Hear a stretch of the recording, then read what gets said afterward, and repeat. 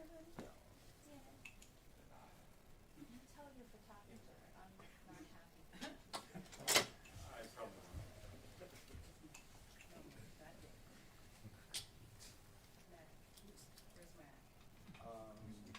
won't.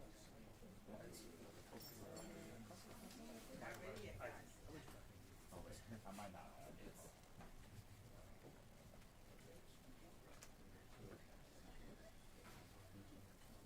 I don't think I said that.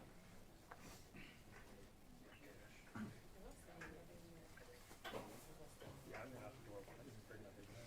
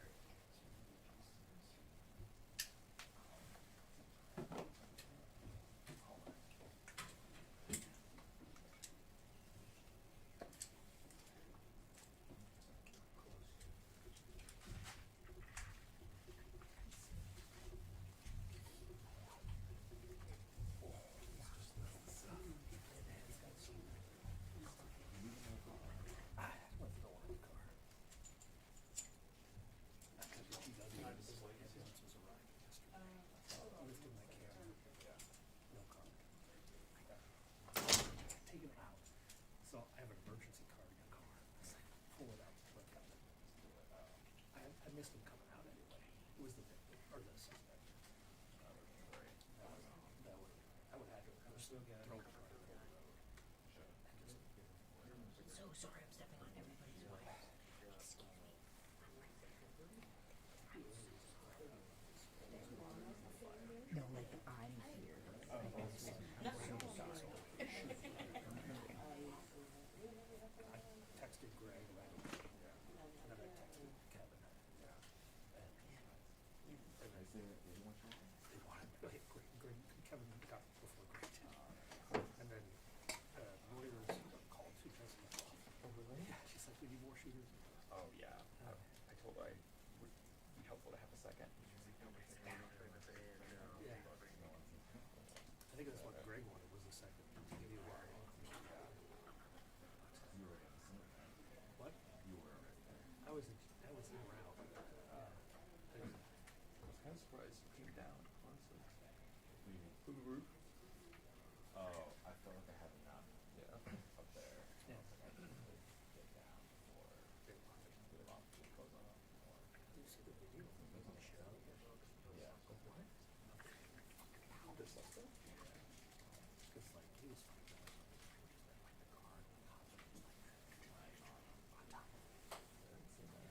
He'd been shot at that point, right? He only had 4 bullets. You know what the shot for now? No, he only had 4 bullets. It's America. Fuck that.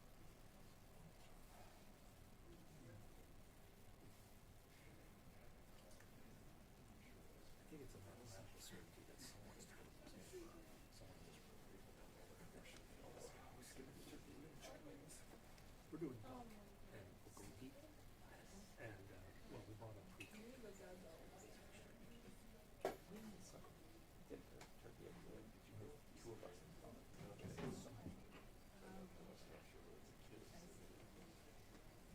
My dad tried to convince me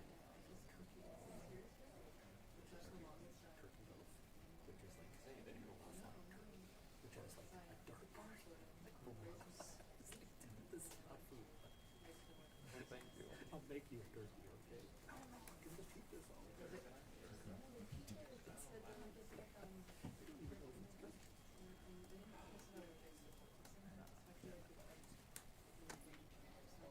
What's your profile? Are you guys on? Standard? Yeah. I am too, but mine looked really flat yesterday.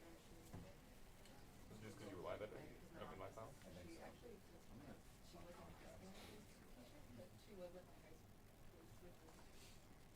I have my 600, which made everything soft. yeah, I was shooting something like But then still, I would, like, we would go to specific, since we were shooting. The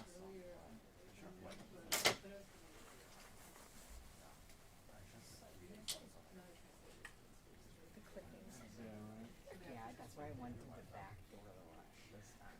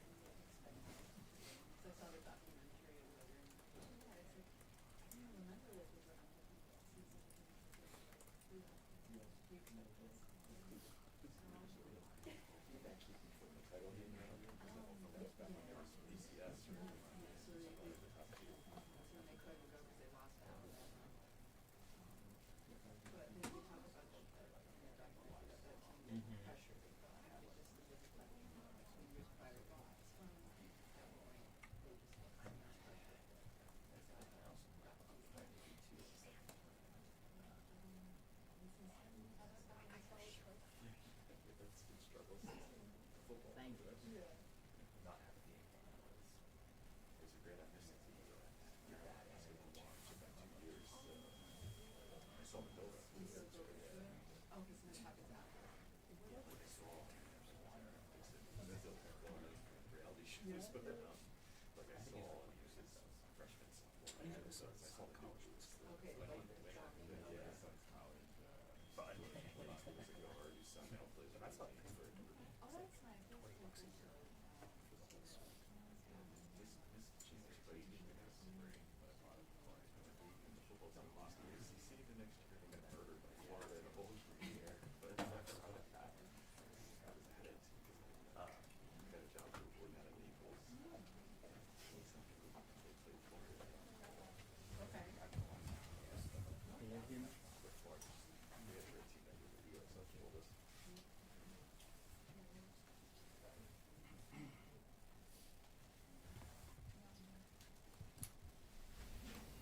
And what was, I forget now, who played against, it was, like the New Year's Day Bowl in New Orleans? Sugar Bowl? The Sugar Bowl.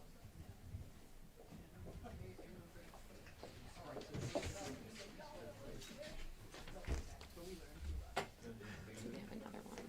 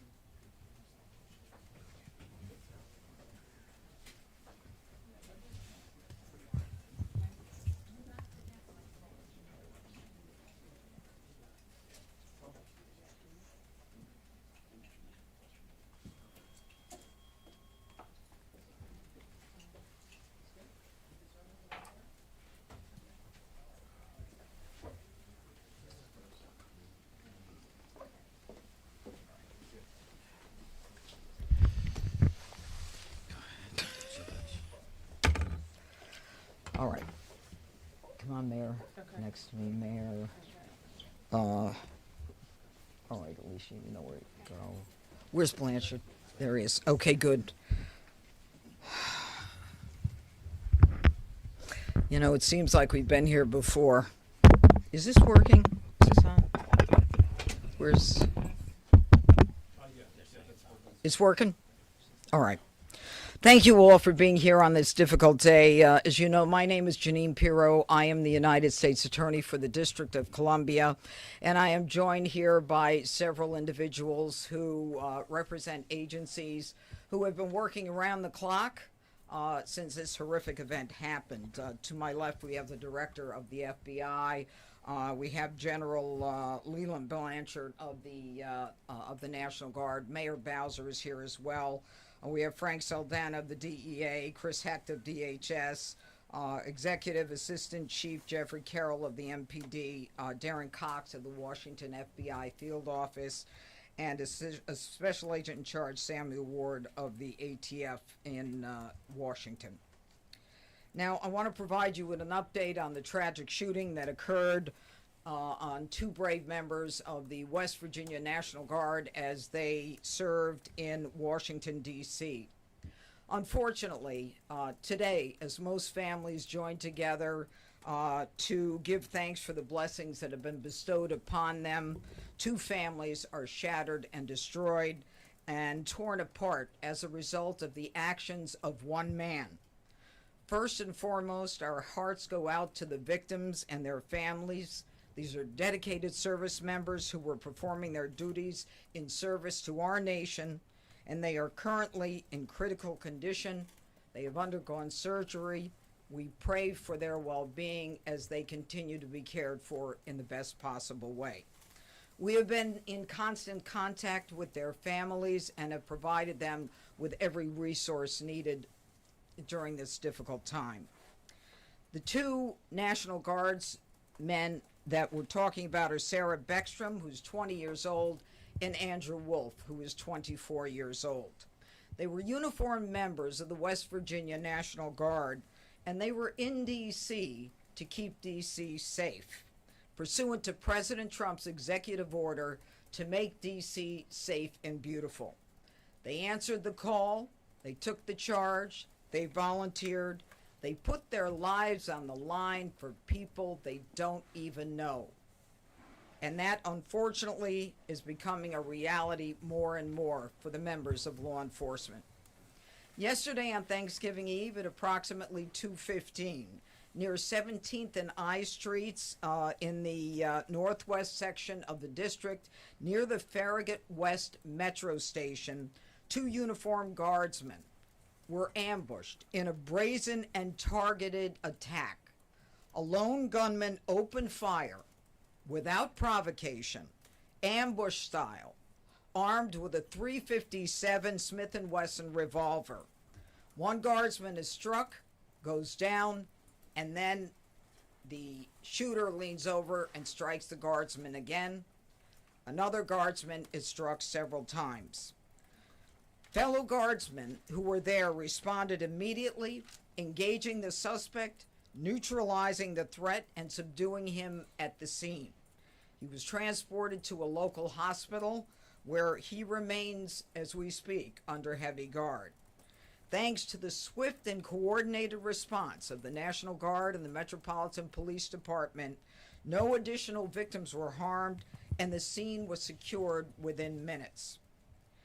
The suspect, he has been identified as Ramanullah Lakanwal, a 29-year-old Afghan who entered the United States under Biden's Operation Allies Welcome, a program following the disastrous withdrawal from Afghanistan.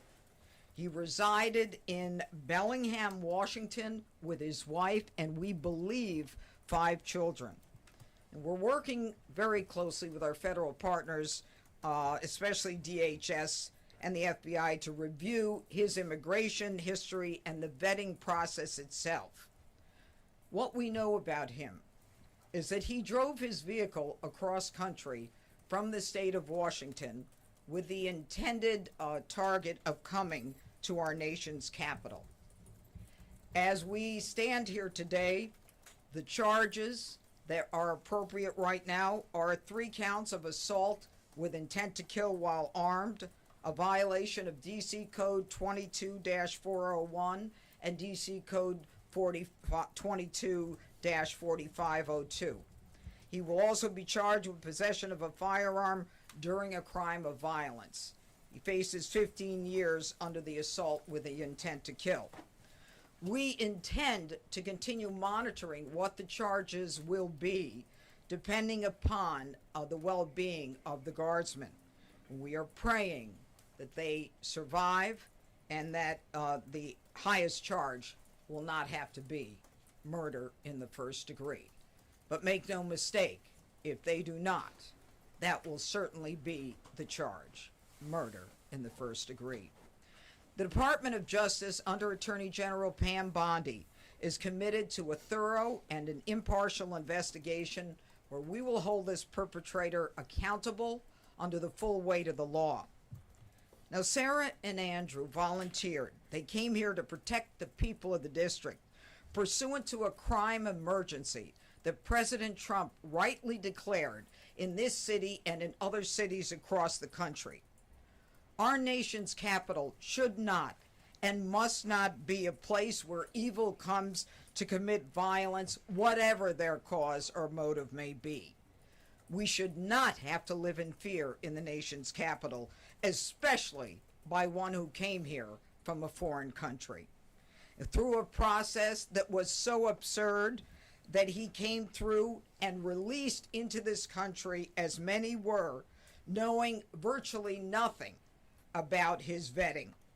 This is what happens in this country when people are allowed in who are not properly vetted. These guardsmen and all who are here to protect the district are the line that separates a civilized society from a barbaric one.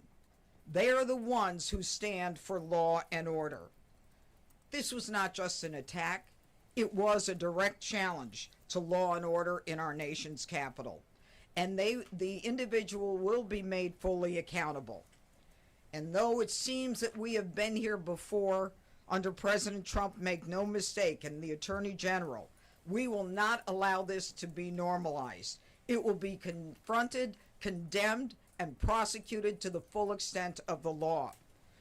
Now, my message to the individual who committed these acts is you picked the wrong target, the wrong city, and the wrong country, and you will be sorry for the violence and the evil that you perpetrated in our nation's capital.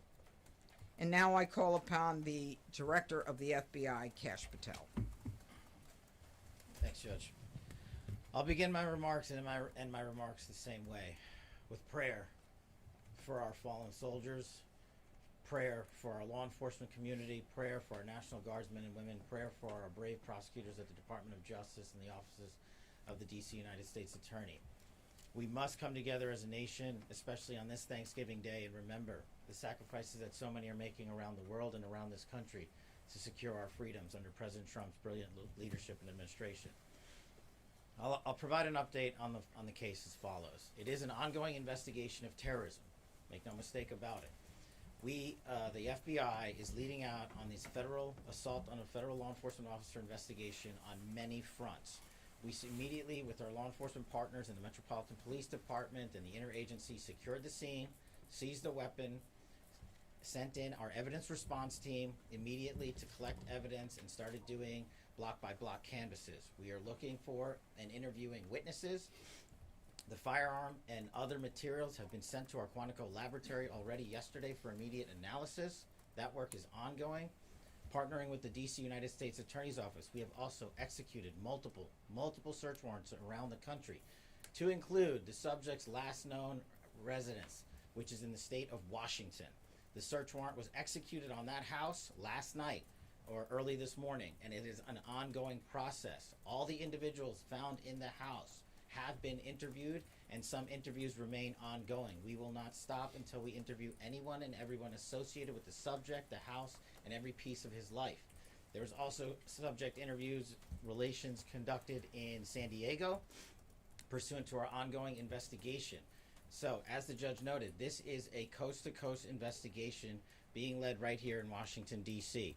And this subject definitely did pick the wrong country. And we will rise together as a nation to show the world what we do here And we are thankful that we have the Attorney General's brave leadership and President Trump's brave leadership and priorities to safeguard our communities.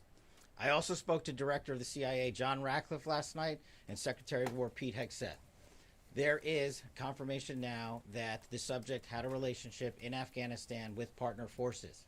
We are fully investigating that aspect of his background as well, to include any known associates that are either overseas or here in the United States of America. That is what a broad-based international terrorism investigation looks like. We will provide continuous details to the American public while at the same time not jeopardizing the ongoing prosecution to ultimately hold this perpetrator accountable in our courts of law. We will provide as much transparency as possible, but as you can see, the breadth and scope of this investigation will continue. We will continue to hit the streets and hit every town and every house and talk to every witness.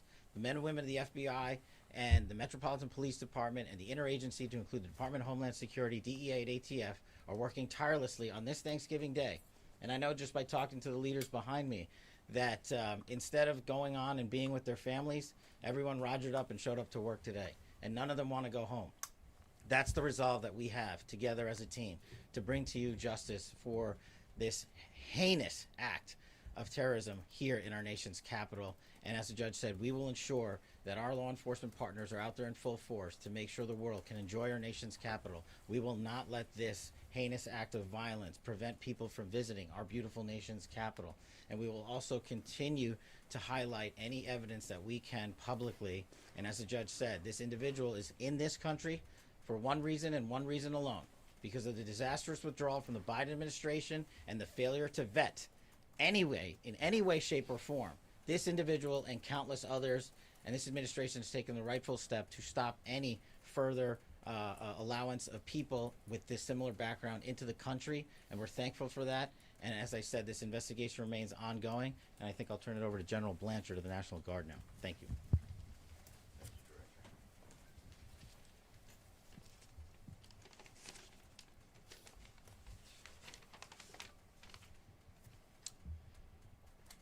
All across America this morning, families are waking up. They'll spend the day with their children, their brothers, sisters, husbands, wives, friends from across the community. There will be the smell of turkey, all the fixings. They'll watch parades, football games. They'll pray together. They'll talk about what they're grateful for. This morning, there are two families that will not have that opportunity.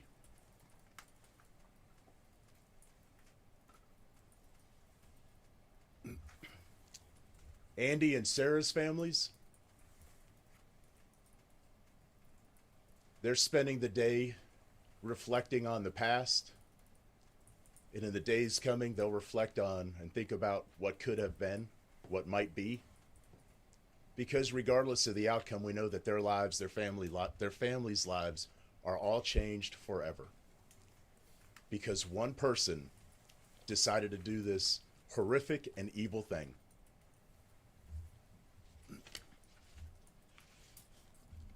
And all across America, we are also reminded that there are many law enforcement agents, first responders, soldiers, service members all around the world who at best will come home, eat some cold turkey, open up Tupperware, eat what's left over, because they spent the day defending the American ideals, getting out there and getting after it on every American citizen's behalf. I will say that the District of Columbia National Guard, this task force, is more committed this morning to the President's directive to make D.C. safe and beautiful. Our resolve will be tested. It is being tested, but make no mistake, each and every one of these soldiers and airmen will meet and exceed the expectation that we have for them. They are, in fact, America's best. I'm proud of each and every one of them. I pray for each and every one of them today, and in particular for these two young service members who are willing to go above and beyond and pay whatever price our nation asks of them. I ask every American today to keep them in their thoughts and prayers as you go about your day. Thank you. Thank you, John. Mayor, where's Mayor Bowser? Yeah. Thank you, Judge. I'm Muriel Bowser. I'm the mayor of Washington, D.C., and I want to associate myself with the remarks of our Adjutant General from the D.C. National Guard. I want to be very clear what the judge and everyone has reported here. Somebody drove across the country, came to Washington, D.C. to attack America. And that person will be prosecuted to the fullest extent of the law. These young people should be at home in West Virginia with their families.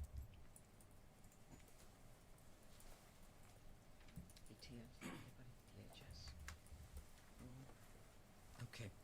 I also want to say that both Sarah and Andrew, I believe, were sworn in less than 24 hours before they were shot on the street in Washington. Any questions? Could you drill down on a possible motive? Have you gotten any information, any intelligence on a possible motive for the shooting? You know, as the director has indicated, this is a fluid investigation. People are working around the clock. It's too soon to say what the motive is, but there are definitely areas that we're looking into, but not ready to say. Mr. Jeanine, could you characterize a little bit about how the assailant was taken down after he opened fire? Yeah, he got shot But by another guard. by another guardsman, yeah. And you mentioned earlier that he had, the shooter had initially shot one of the guardsmen, then leaned over as they were on the Shot ground, him again. Shot again. Yep. How many shots are we? Well, estimate the specific number, look, he had a .357 Smith & Wesson revolver. Okay, so I believe that's a six-shooter. Yeah. So, you know, that kind of tells us how many shots he had. Yes. Judge, you had mentioned we've been here before because it was May when we were last here. Yeah. I want to ask if you could please comment to, obviously, we understand that you're saying this is under the Biden administration, and the words are that it was a failed withdrawal, and what happened there. There are people who are also upset with the president believing that the National Guard members should not even have been there if it were not for the executive order. I don't even want to talk about whether they should have been there. We ought to kiss the ground and thank God that the president said it's time to bring in more law enforcement to make sure that a city that had the fourth highest homicide rate in the country was that violence was quelled. I'm not even going to go there. A question for Director Patel. Was the suspect granted asylum, and if so, when did that happen, under which administration, and did authorities miss any signs, either in the asylum process or even back when he reportedly worked for the CIA, if you could talk about that? Well, you miss all the signs when you do absolutely zero vetting. And that's exactly what happened in this case. When you, in the prior administration, made the decision to allow thousands of people into this country without doing a single piece of background checking or vetting, that's how you miss every single sign. And Secretary Kristi Noem has put out details specifically related to your other questions, so I'll let that speak Not for on the themselves. specificity of when he was granted, if or when he was granted asylum, if you could just clarify that timeline and... Yes, I believe Kristi Noem put that out, and that's a DHS matter, and I'll refer it to them. Could you elaborate on the investigative steps that were taken in Sure. San Diego? You mentioned Bellingham, Washington, Sure. where he lived, but could you explain the San Diego connection? So what happened was, thanks to the quick investigation by the interagency and the FBI, we were able to track down his last known residence. Working with the United States Attorney's offices here and at the Department of Justice and prosecutors across the country, we were able to serve search warrants literally overnight and through the night. All night. And we were able to hit the house in Washington State. During that process, we seized numerous electronic devices to include cell phones, laptops, iPads, and other material that is being analyzed as we speak. Pursuant to that investigation and any known associates of the subject and of that house is how we ended up in San Diego. where interviews were conducted and are going to be continued to be conducted, and we will go anywhere in the country or the world where the evidence leads us. Are there accomplices, relationships in San Diego you can talk about? All of that is an ongoing investigation. Can anyone give an update as far as Sarah and Andrew who were injured? You say critical condition. Can you give anything beyond that? Are they expected to make it? Is it touch and go? Can you tell us a little more about how they're doing? And the full spelling of their names, please. It is Sarah Beckstrom, Beckstrom, and Andrew Wolf with an E, Wolfe. And Sarah? Okay, and Sarah Beckstrom. How do you spell Sarah? Oh, S with an H. Okay. Now, with respect to their medical condition, as I said, they are receiving the finest medical care. Their families are with them now. They are critical. I think you understand the meaning of that. It's not clear, how this is going to end up. But let me be perfectly clear about how it will end up in this office. If one of them is to pass, and God forbid that happens, this is a murder one, period, end of the story. We are praying on a day like today when families come together in America and they hold hands around the Thanksgiving table. I beg you, I beseech you to pray for these two young people that they survive. Okay, I think that's it. DNI Gabbard said that Thank he you, was everybody. a radical Islamist Afghan terrorist. Yeah, we're not going there. Do you have We're not specific going there. information on how he might have gotten radicalized? No. You talk about the decision not to charge him as a terrorist? What about the asylum process that led him to get asylum under the Trump administration?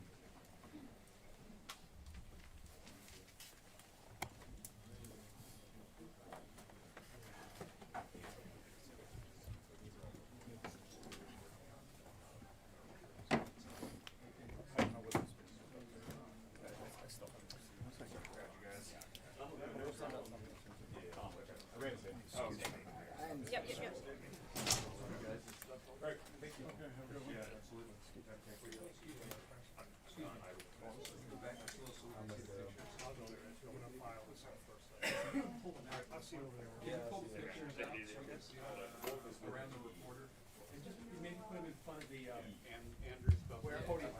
Oh, that'd be great. Thank you.